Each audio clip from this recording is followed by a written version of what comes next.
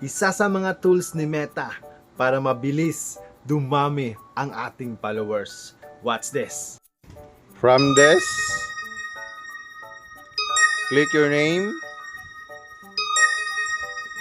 see dashboard,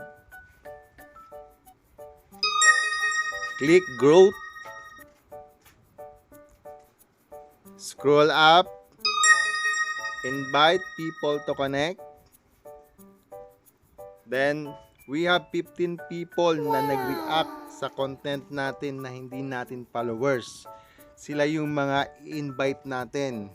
Kaya Ganun the pala. more na marami tayong na-upload na mga content, the more na mas mapapabilis yung growth ng followers natin.